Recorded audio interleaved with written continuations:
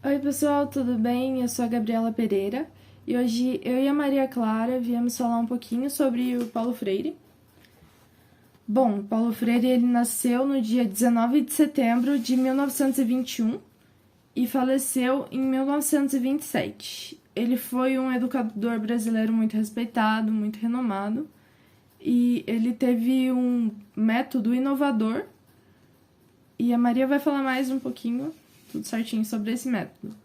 Bom, ele nasceu em Recife, no Pernambuco, e a história dele é o seguinte: ele iniciou seu curso do ginásio no Colégio 14 de Julho, no centro de Recife, mas com 13 anos o pai dele veio a falecer. Então a mãe dele ficou sustentando os 4 filhos. Ela não conseguia então bancar esses estudos do Paulo Freire e pediu para o diretor da escola, do colégio, Oswaldo Cruz, uma ajuda. E esse diretor ele concedeu uma matrícula gratuita para o Paulo Freire e transformou ele em auxiliar de disciplina. Posteriormente, depois, em professor de língua portuguesa. Em 1943, o Paulo Freire ingressou na Faculdade de Direito do Recife e depois que ele se formou, ele continuou atuando na área da educação como professor de português no Colégio Oswaldo Cruz e de filosofia da educação na Escola de Belas Artes da Universidade Federal de Pernambuco. Em 1955, junto com outros educadores, ele fundou no Recife o Instituto Capibaribe, uma escola inovadora que atraiu muitos e muitos intelectuais da época, Com o golpe militar, em 1964, Paulo Freire foi acusado de agitador e levado à prisão por 70 dias.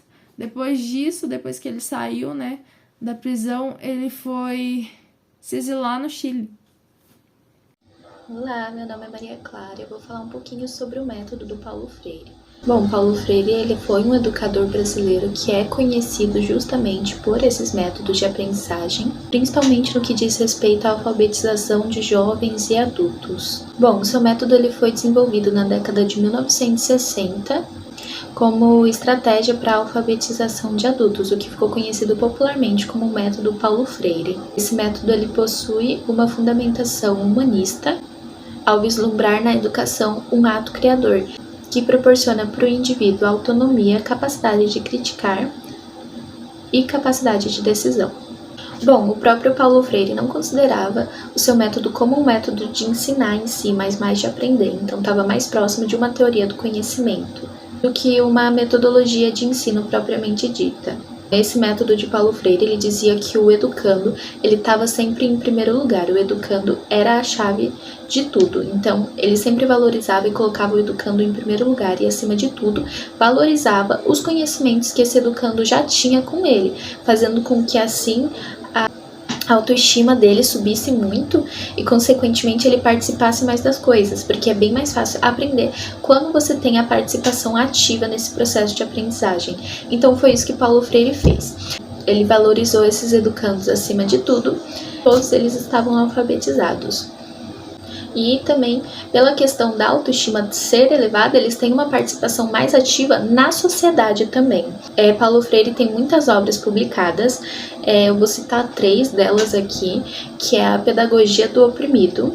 Essa obra foi escrita quando Paulo Freire ele estava no exílio no Chile. Ele propõe uma revisão da relação entre educandos e educadores, que o diálogo deveria ser a primeira base ali de toda essa constituição. O segundo é Cartas a Guiné-Bissau, que foi escrito quando Paulo Freire estava em Guiné-Bissau, ajudando na alfabetização do país que tinha recém sido alcançado sua independência.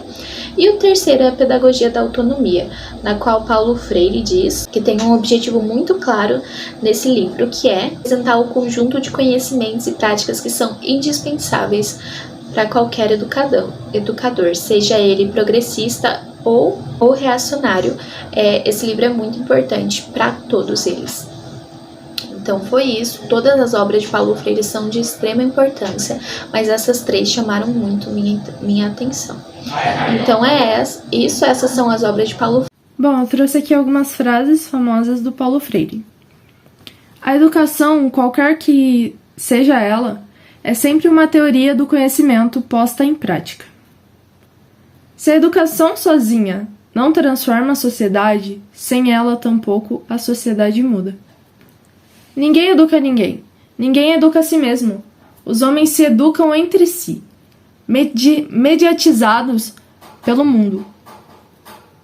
Ensinar não é transferir conhecimento, mas criar as possibilidades para a sua própria produção ou a sua construção. Ninguém ignora tudo. Ninguém sabe tudo. Todos nós sabemos alguma coisa. Todos nós ignoramos alguma coisa. Por isso, aprendemos sempre.